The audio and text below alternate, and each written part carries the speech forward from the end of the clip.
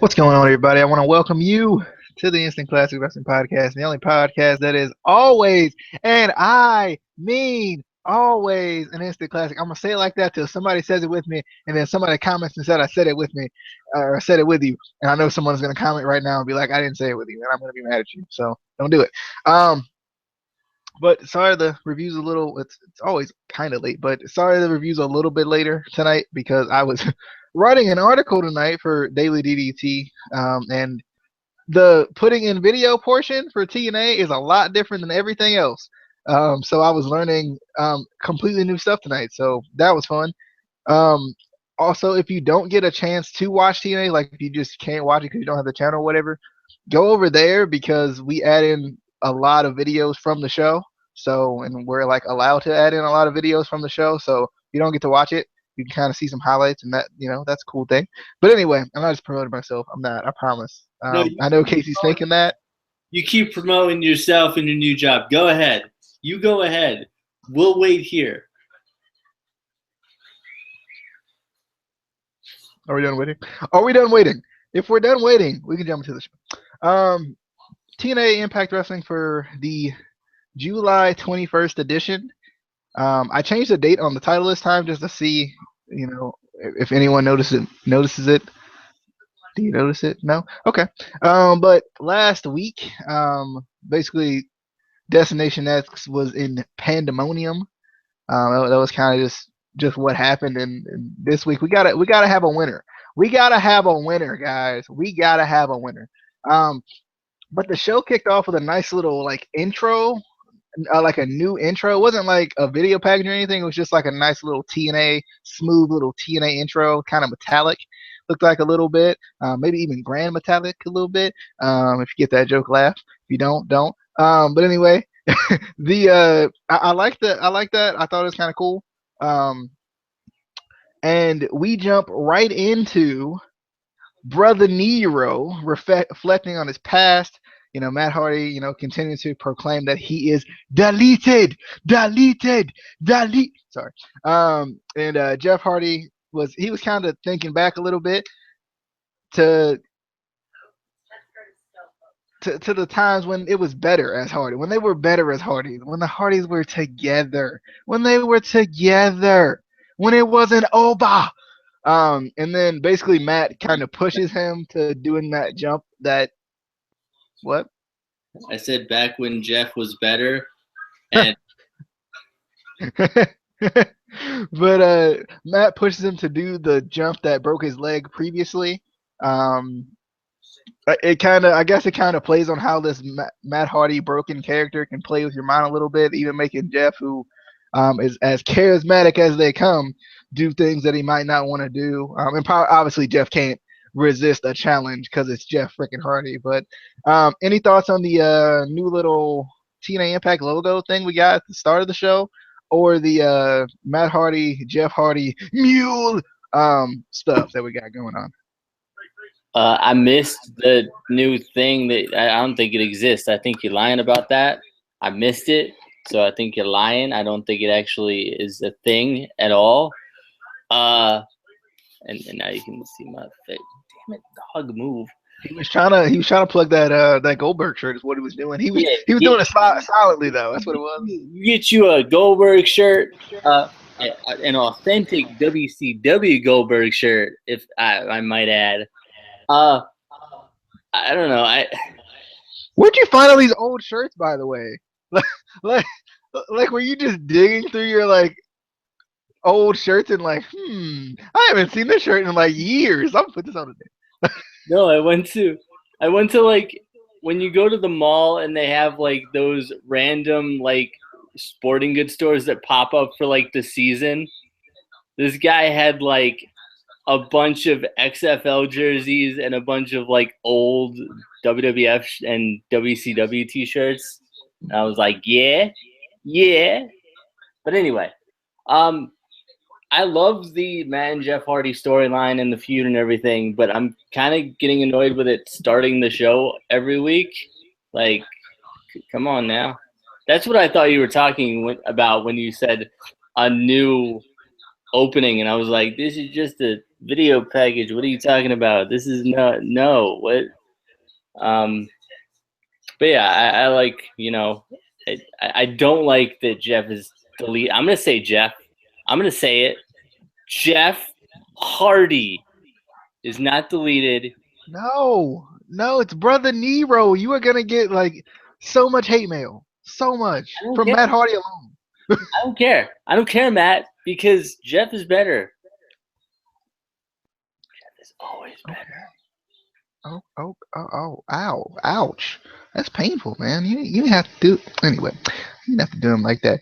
But anyway, we get a Lashley promo. He comes out looking all confident and stuff because he's still the world champion, even though technically and stuff. But anyway,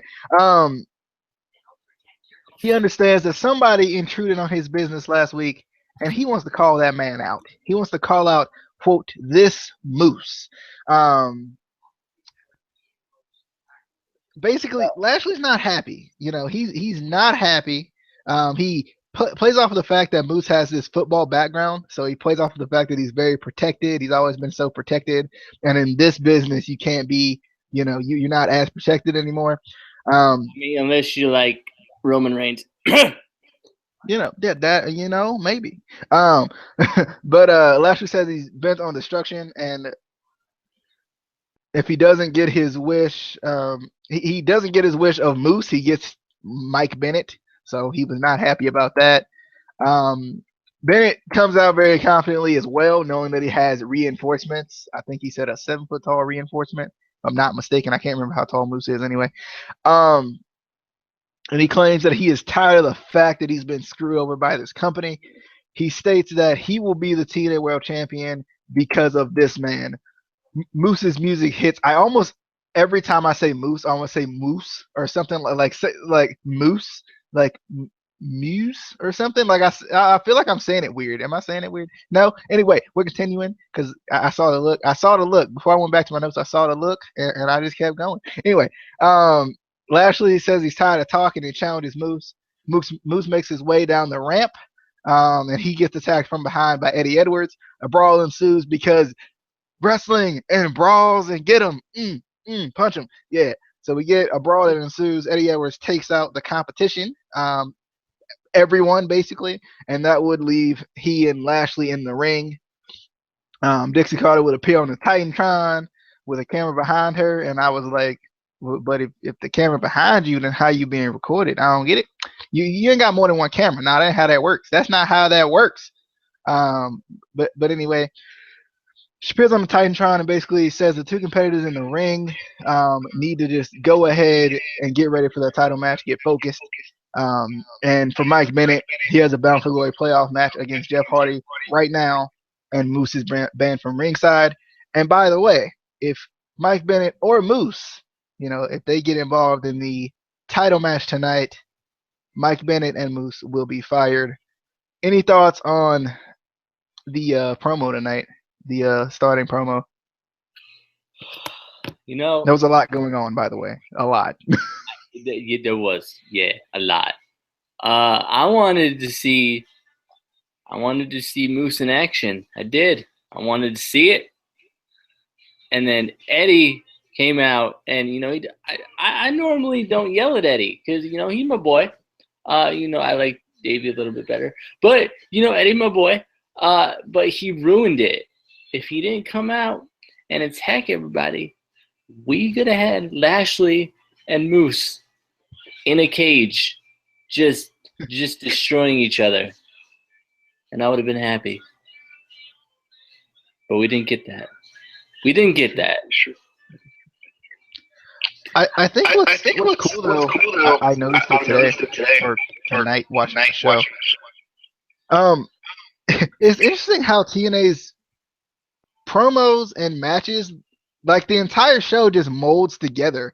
I was writing my notes and I couldn't. It was hard to break it up because everything just kind of in a good way. It wasn't a bad thing for me writing an article. It was, but anyway, it was hard to break it up because everything just molded together so smoothly. With the opening promo, you had so much stuff going on, and then when one person came out, it it started a match with the person that was already in the ring. It was just very like fluid.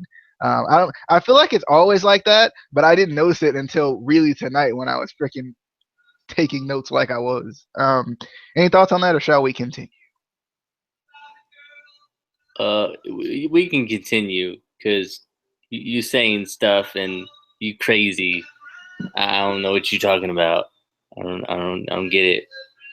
But then I wasn't taking notes like you was because I don't work for the DailyDDT.com. Because Casey is what it was.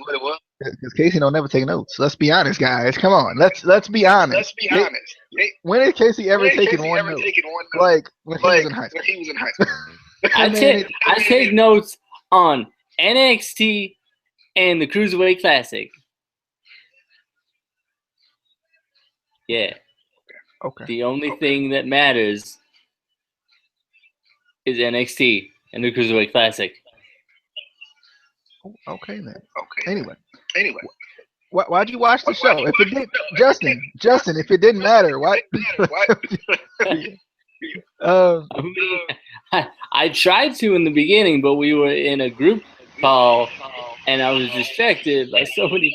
I can't do it anymore. I can't do the live reactions anymore. I just can't do it. I can't.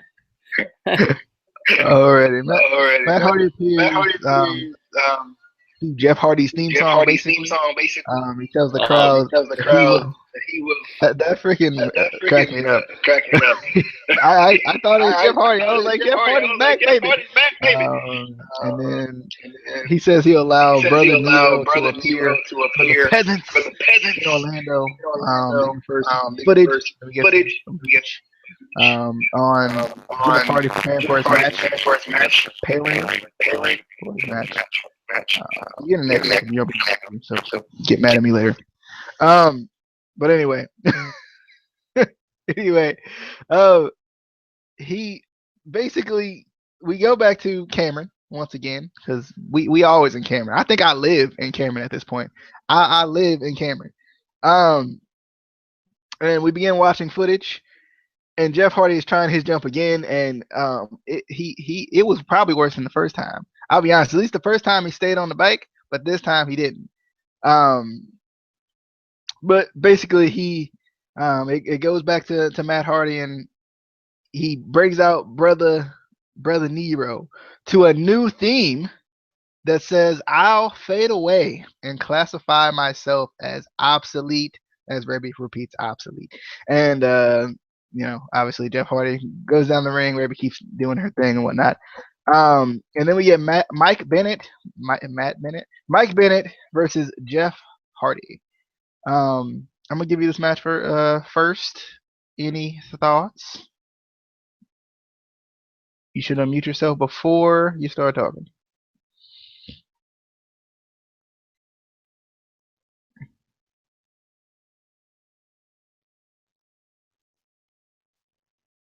All right. So Mike Bennett versus Jeff Hardy. It was a good match. He actually came back. Okay. Got him. Roaster. Hashtag roaster. Get it trending worldwide. No, you go ahead. You take it. Go ahead. Go ahead.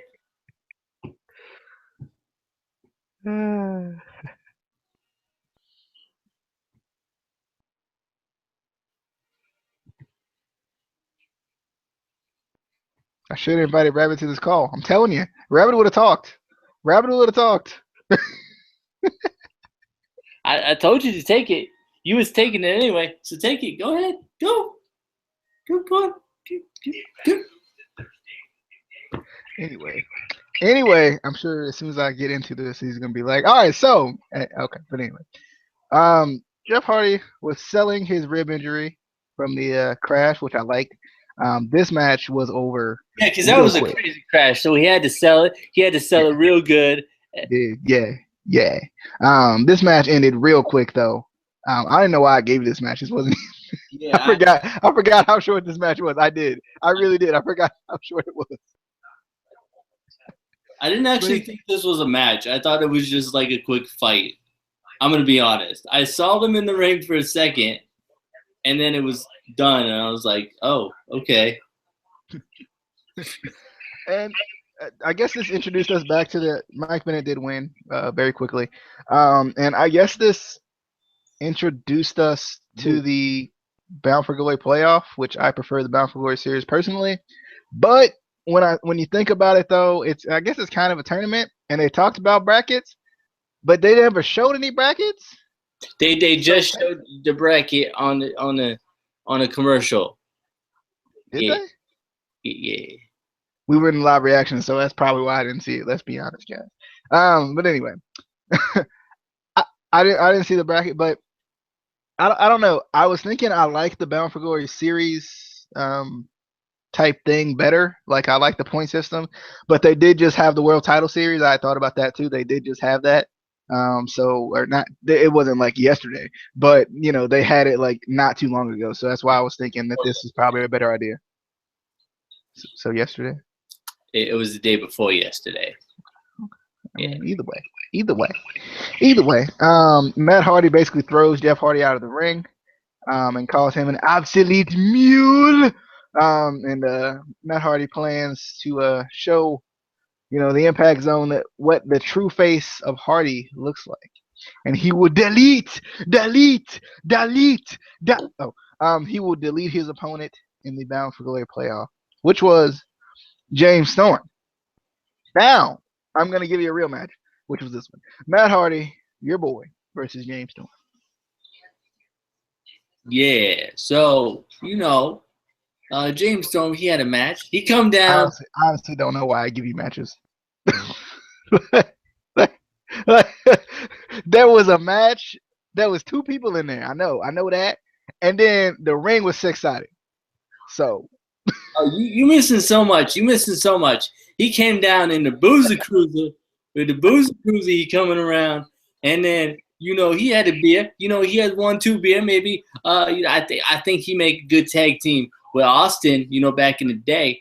And then they had a match, and it was Matt Hardy, and it was James Storm. They both been in WWE at one point, which is cool. They have that in common, and they had a match, and one of them won, and the other one lost. I'll let you decide which one won. Are you sure you even watched this show? I mean, I'm just kidding. I enjoyed this match though. I thought it was good. I liked it. I liked all the matches tonight. I thought they were all good. It was just a good match. There was a lot of cool spots that you wouldn't expect these guys who are kind of older guys to be doing. You want why I missed so much of this? Because it is shit right here. Every 2 minutes, I'd get a notification, and I'd be like, "Oh, is it? Nope, nothing important." Anyway, freaking Matt Hardy took a shot to the ding ding. I couldn't put that in my article. I really did. I thought about it. I did. I was like, can I put the ding ding in there, please? But yeah, he took a shot to the ding ding with the Boozer Cruiser. I thought that was freaking cool. His freaking reaction was hilarious. He tries to go for the powerbomb on the steps on the outside, but Storm dumps him, into the crowd. And then freaking Matt Hardy just doesn't care, so he starts biting the hand. With James Storm's arm trapped in the guardrail. Then James Storm does his best Jeff Hardy impression with that poetry in motion off the steps, that crossbody. I thought that was freaking amazing. James Storm gets him back in the ring. He's about to hit that last call super kick, but Rebby Sky somehow finds a mallet. I don't know where she be getting this stuff. I don't. But she found a mallet, and she hit James Storm in the leg, which set up twist of fate victory for Matt Hardy. Matt Hardy's moving on. Then we jump back to Eddie Edwards. He's backstage, and he's asked about Moose's involvement in his title match last week and just Moose in general. He gives Moose's credit, because he's wrestled, in Ring of Honor before, so he understands the work that has to be put in. But he does say there will be a definite winner, and he will be the new WWE or WWE TNA World Champion. Really? Ah, Really? I didn't know that. I didn't. the WWE TNA World Champion. I'm combining everything. Uh, any thoughts on Eddie Edwards being your new WWE World Champion? You know what? Eddie Edwards, he is. He's going to be the new NXTNA World Champion. I mean, they already starting the merger. We had the Samoa Joe match. We got so many guys from. We got AJ Styles. We got Samoa Joe. We got Eric Young. Someplace. I saw him there once. I did. I saw him there once, and then I ain't seen him since. I think he's still there. I don't know. I don't know. He's probably doing his fishing show thing that he was doing before, and then because he like fit. Anyway, what were we talking about? I got distracted. We was talking about Eddie Edwards being your new WWE World Champion. I mean, that belt don't even exist anymore. That's how crazy I am right now. I mean, yeah, you're right. It don't. I mean, until they make another one, because WWE and anyway, oh man. Anyway, we got a video package basically promoting EC3. With him working out and whatnot, and putting in the work to be undefeated for over a year. Basically, this was like to let you know that he's going to be competing in the Bound for Glory playoff after the break. And Mike Bennett was backstage with Moose. He's excited about advancing in the Bound for Glory playoffs, but Moose, he wasn't ready to leave. Bennett wanted to go. Moose wasn't. He's got some business to take care of in this main event. Any thoughts on EC3 or Mike Bennett and Moose?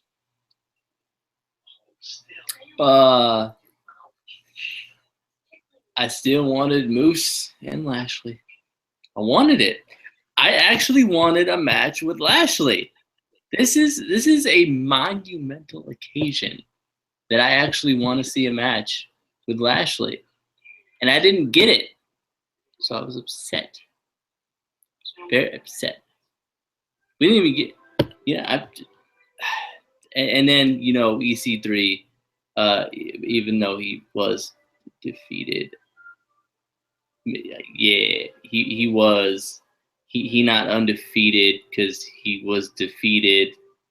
He lost.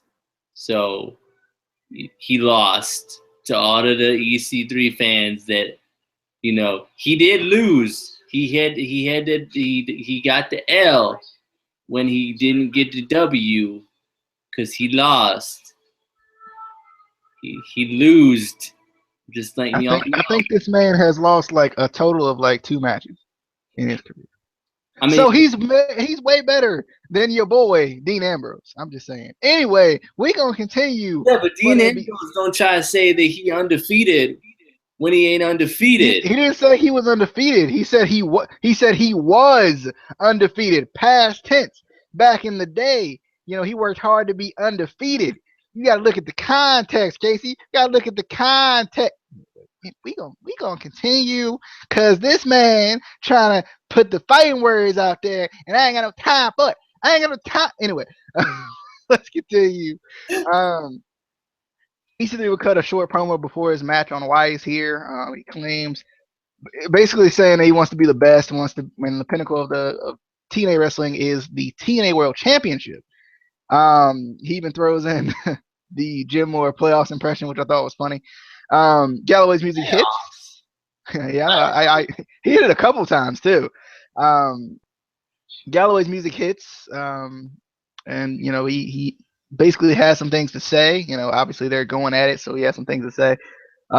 Galloway basically hits on EC3's former shortcomings. I like that these feuds are like personal to where they can like bring up like that you didn't do well in WWE. Ha ha ha ha. Got him. Roaster. They need to just hashtag roaster on TNA. They need to just help me out a little bit. But yeah, I like that that he brought that up because it it works. Like from a realistic standpoint, it does work. And then Galloway said he did look at the bracket to see when EC3 and he could meet, and him, I think. Anyway, when they could meet, and that was in the finals. So they're basically just looking over everybody and going to the finals. And then we hear the music of Eli Drake. Yeah. This man. I mean, like, I knew he was good, and I've loved him since the first time I saw the man and heard the man talk. But my goodness, his promo tonight was on. Like, it was like extra on. Like that man. Oh my god, this man. Like this man. I said it on Twitter. This man is the most entertaining man by just talking. Right? Like we get annoyed by promos today, but this man can come out and just talk, and I'll be like, yeah. I freaking love Eli Drake, man. That guy. Oh. But basically, he plays around with the crowd a little bit with his dummy yeah stuff. He understands he's looking at dummy yeah and dummy yeah in the ring, and basically says that Galloway, your time is coming soon. But when EC3, what did he say? He was like, Galloway, take a walk because EC3 is going to lose when he see me, and that is not an insult. That is just a fact of life. I freaking love Eli Drake, man. That man. Oh my good. Oh my good. This man, he might be the greatest talker since The Rock. Like, he might be like, who's better? Like, as far as fluidity and like delivery, entertainment. This man. Anyway, thoughts on Eli Drake or Drew Galloway and EC3? They're still going at it. Regardless, they're gonna go at it. I just loved anytime Eli Drake comes out. I mean, it could be he can talk about like if that man came out and he talks about the election coming up, I would get hyped about the election. I'm just saying that's what they need to do. That's what they need to do. For anybody who, isn't sure who they want to vote for in the election coming up, they just need to have Eli Drake talk to you about the election. I'm a genius. I'm a genius. Sign that check to Casey, TNA, just, because you're going to get you can pay me for that. So, yeah. All right, let's jump into the match that we had coming up next, which was Eli Drake going up against EC3. Didn't work. Anyway, Eli Drake against EC3. No, but I like this match. It started off, with a technical feel, and then Eli Drake would go for his little Eli Drake elbow, and he would miss. EC3 would get up and hit an EC3 elbow, kind of playing off of Eli Drake showmanship there. Freaking that corner neck breaker, like when Eli Drake moves out of the way and hits that corner neck breaker, I love that thing. There was a lot of countering of finishers near the end. You counter a finisher, then end up hitting a nice move for a near fall. I like that. Kind of showing that these guys know each other, that they've been around for a little bit, so that's always nice. The Russian leg sweep in the corner was unique. I liked it. Freaking Eli Drake jumping up to the freaking top turnbuckle like Kurt Angle. Like I don't even know. There was somebody that used to just straight up jump up there. Who was it? It wasn't Kurt Angle, but somebody used to do that. And Eli Drake did it tonight. He just freaking jumped up there. I was anyway. I can't remember off the top of my head who that was. Somebody used to do it though. Shelton Benjamin. It was Shelton Benjamin. That's who it was. But yeah, I freaking love that. I thought that was freaking amazing. He gets pushed off, and then eventually he gets finished off with the 1%er for the win. This was a good match. I like that. I like Eli Drake kind of showing in this match. He's definitely good in the ring. I don't know if he's gonna get a lot of credit for it because he's such a good talker, but he's very good in the ring. I think he's might even be underrated in the ring. I haven't really been able to look up, what he's been up to, as far as like the fans reacting to him in the ring. But I like it. Any thoughts on Eli Drake versus EC? Definitely was a good match. They definitely worked well together. Love to, I would love to see a feud with them because I think they would put on good matches, and then we would get awesome, promos because they would work really well with each other. Just both of them are really good on the mic. Both of them are good in the ring. I think both of them in the ring are a little bit underrated just because they're so good on the mic. That's kind of what we come to expect from them. But both of them are really good in the ring, and I think it showed it tonight in this match.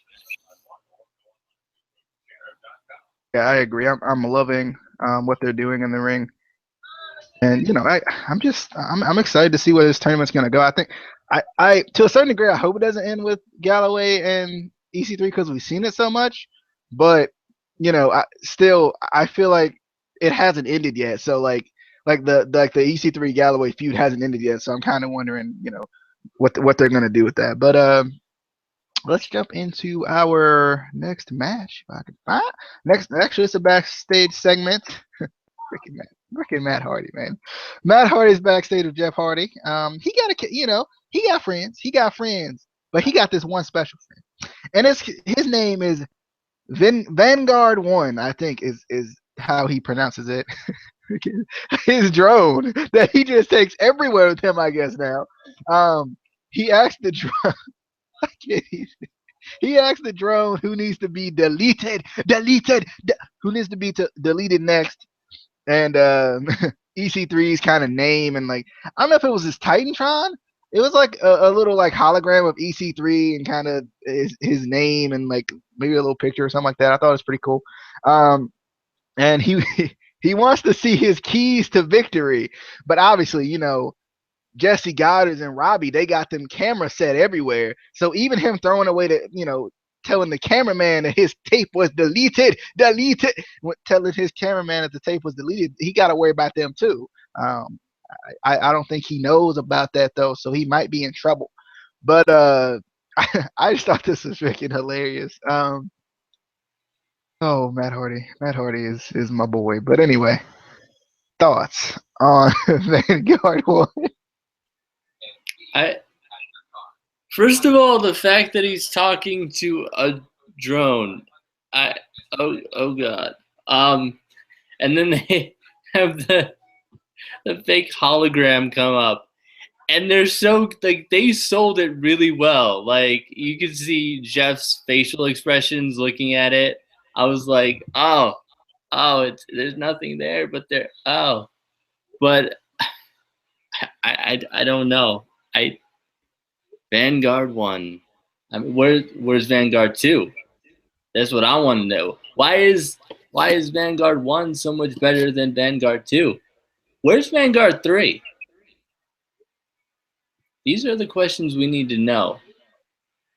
Along with in a best of 5 series of 2 out of 3 fall matches, who would win? Curryman or Shark Boy? Think about that. Just think about that, and then tell DJ to write an article about it. All right. So many people would read it. I'm just letting you know. I'll keep it in mind. I will. I will keep it in mind definitely. Maria is backstage, fixing the hair. She gotta get ready for her state of the dress and stuff. The state of the dress. The dress, yeah. State of the dress. State of the knockouts dress coming up soon. She is noticeably upset because she feels like she's answering Dixie's demands. She don't want to do that. She's the leader. Anyway, Allie, because she's a nice girl. She's so nice. She's so nice. She was trying to get her attention, as she was directly in front of her, and tries to help her with some meditation. But Maria says she just needs to focus, and walks away from. Anyway, then we get a commercial about the fixer, Chris. Yeah. Thoughts on the fixer and Maria and Allie and stuff.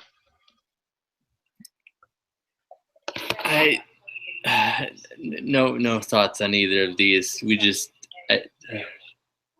need to get through this segment because all right, let's continue. So I'm sure you don't. Oh no, that's.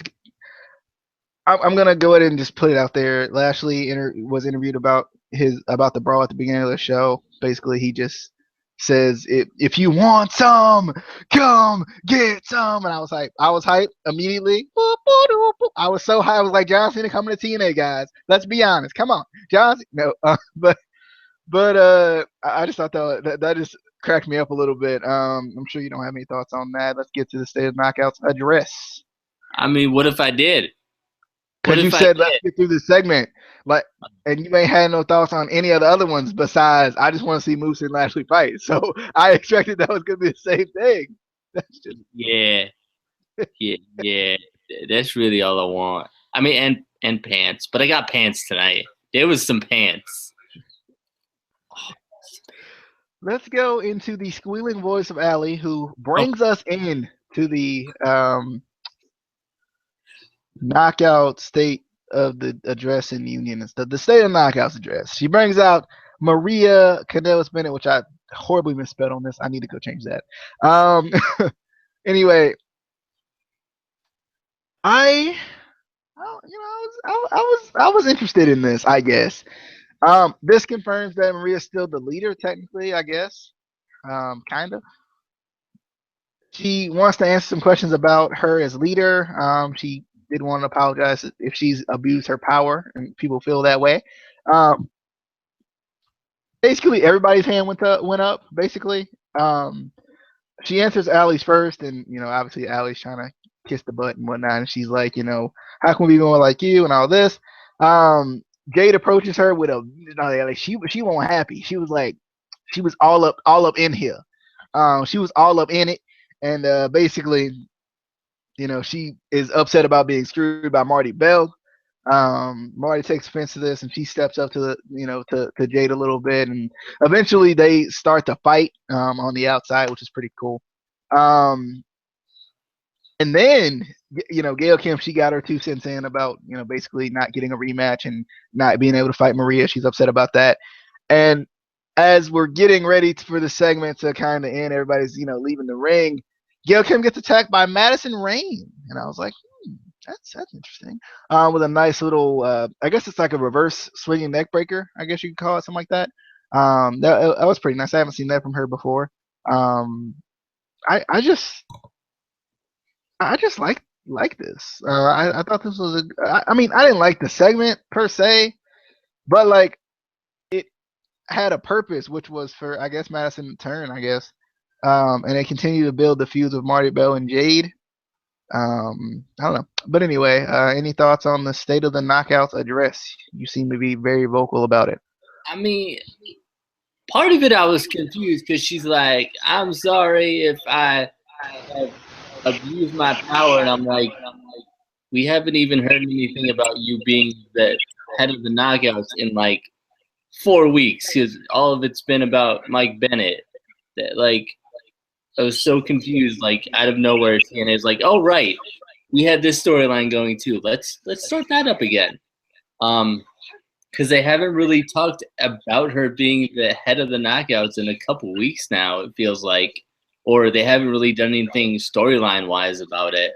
And then just randomly this week, but anytime we get a fight between Jade and Marty, that that's always good. And then the sort of heel turn from Madison Rayne, I like it. I don't feel like it was really super exciting just because I think we expect Madison Rayne to kind of be a heel anyway. I feel like she's better as a heel than she is as a face. So it was just kind of it was surprising a little bit, but it wasn't like earth shattering or anything. But I like where they're going with it, where Gail Kim has to kind of fight her way to get her rematch. But I don't know. It was a good segment, and it kept storylines going, which is what it was meant to do. Alrighty. Let's jump into the next. It's probably a segment, if I'm not mistaken. I can't remember. Let's jump into the Rose. Rosemary. We can go around it. We can go over it. We can go under it. You know. Okay, I guess we're gonna skip the lip locking, the tonsil hockey. Hey, what else the people call it today? Violating my wife via the face. Yeah, that was something. Do you have thoughts? Would you like to speak to your wife? I'm so confused with this storyline. I think they literally just set this up so they can make out. There's no point to this. He's not even gonna actually join the decay. They just want a reason. I think they're gonna break up. To be honest, I think not the decay, but I don't know. I had something that was decent, and then I didn't have anything that was good. I don't know. I'm so confused with this. I don't. But he needs to back off my wife. I'm just saying. Okay. Well then. Let's continue because I feel like Casey, he's just not happy right now, and we just need to get into something that's a little bit better, just a little bit. We get a beardless versus Moose. Is that what it is? Not what it is actually. But we got Mahabali Sheriff being asked about his thoughts on the Bound for Glory playoffs as Basil Baraka approaches him, and then he gets attacked by Baron Dax, and the Tribunal are destroying Mahabali Sheriff. I don't know where Grado was this week, but he was like nowhere to be found.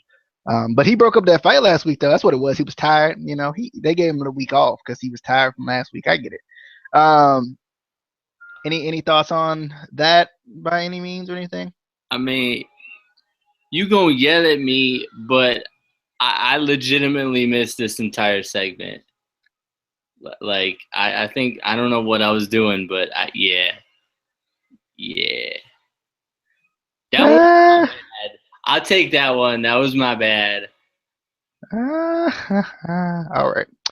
Well, let's jump into where are we jumping? Where are we jumping now? We're jumping into Bram versus Drew Galloway, where Drew Galloway wins with a future shock from the middle rope. Any thoughts on this match, or would you like to just cry about Rosemary and Bram and stuff? I want nothing to do with Bram because he's be touching on my wife, and I don't approve. But I did. You know, I talked to Drew, and I was like, "Hey, you teach that boy a lesson," and he did. He did. I don't think that Bram will be touching my wife anymore, if you know what I mean. Yeah, you know. Okay. Okay then. I don't know if I know what you mean, but I will at least act like I know what you mean, and we'll continue. We will continue. I mean, he gonna get an extra special ding ding special. Oh, that's not. But you can't be ding dinging the specials and stuff. That's dirty.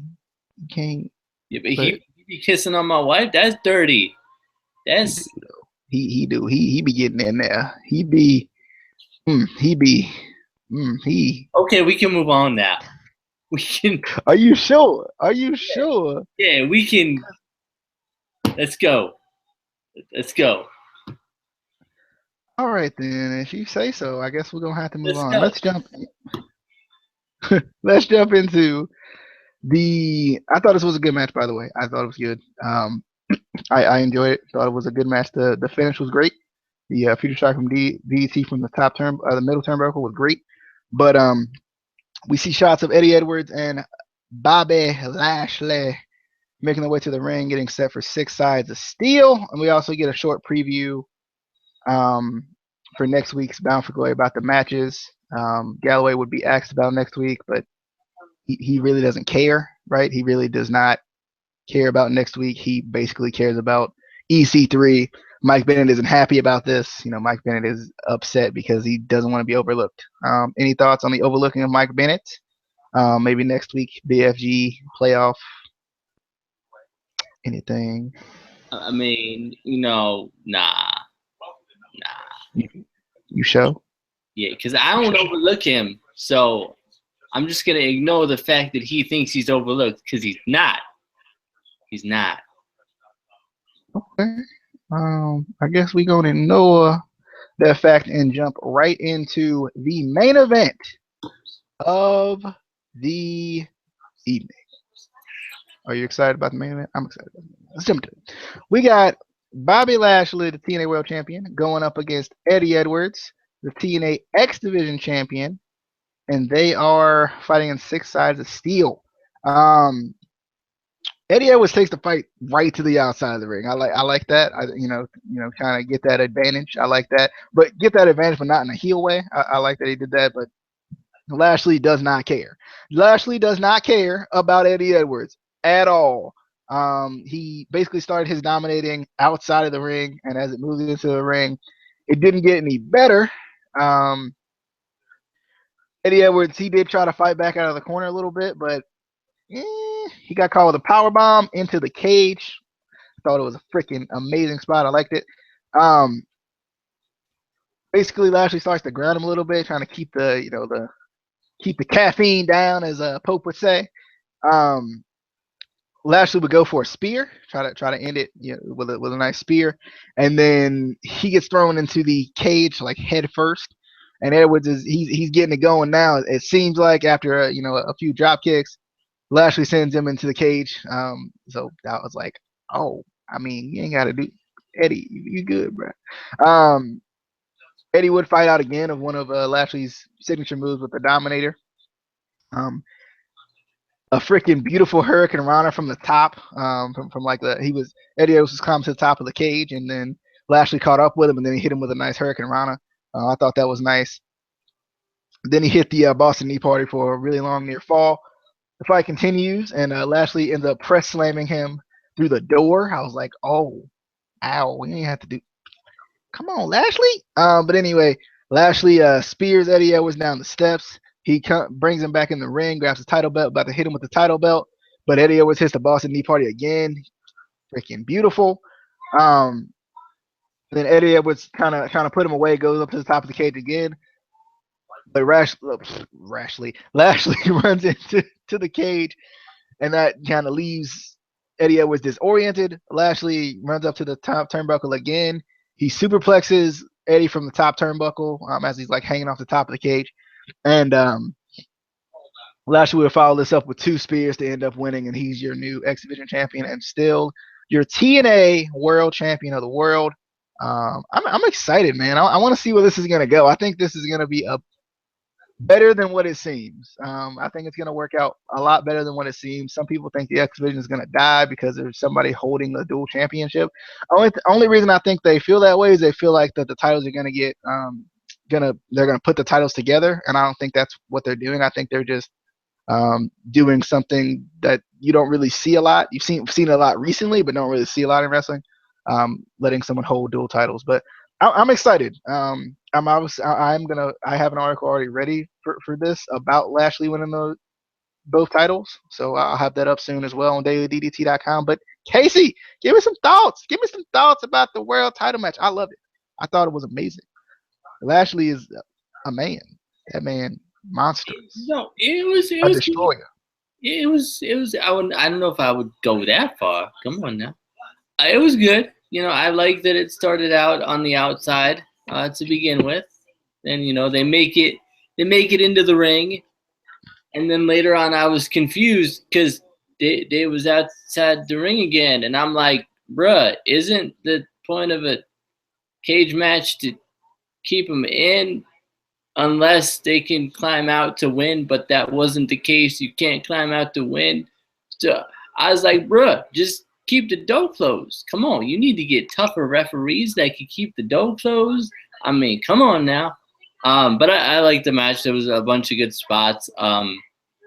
Unfortunately, Lashley won the match and is now there. Yeah, he did. But I get Yeah, it. he did. I know what's gonna happen. Yeah, he did. See now Moose gonna come in. Moose gonna win the X Division title. He gonna give it to Mike Bennett, and then Davey Rich is gonna win it, and that's how it's gonna be a big circle, and then Davey gonna get it because Davey he needs a single run too, and then because he yeah, that's exactly how it's gonna happen. You watch. You watch. Alrighty. I mean, I like it. I like the predicting abilities. I do. But after this match, we had a nice little brawl from like everyone that's in the Bound for Glory playoff came out. Moose and Mike Bennett came out in the middle of six sides of steel, which is kind of a cool image, I guess you could say. Having people just freaking just brawling out in a steel cage. But I liked it. I thought it was a good way to end the show. Any thoughts before we leave the good people? It was good. There've been a couple of times where in TNA either starts the show with the brawl or ends the show with the brawl, and it's usually entertaining, kind of gets you excited for the next week. You kind of want to tune in and see what happens, and it's kind of cool for the live audience too. Well, the live audience, the people that was at the arena, because it's not anyway, because they kind of get to see something special after, because the brawl still goes on after the cameras go off for a little while there. So yeah. All right. That is it. That is our TNA Impact Wrestling review for July 21st, 2016. I will have an article up soon on dailyddc.com, so go look at it, watch it, look at it, think about looking at it, and then click it, and then go walk away, and then click it again if you want to. It's up to you. You do what you want. You do you. You do you. That's all I'm saying. But make sure to look over there. I'm the only TNA writer, I think, for the most part over there. I'm doing TNA reviews weekly now, so that'll be interesting. That's about it. That's about all I got for you. If you haven't already, hit that subscribe button for us. We want you to come back. We want you to come back because we are welcoming family here at the Instant Classic Wrestling Podcast to some people. To all y'all. To all y'all. That's what I meant. To all of y'all. Especially Michael Tarver. Especially okay. Michael. Okay, back to some of y'all then. Back to some. Anyway, we'll see you guys later. Leave us a like, comment on the show, whatever you think. See you guys later. Follow us on Twitter, ICW_podcast. I'll talk to you a little bit. Just anyway. See you guys later. Peace.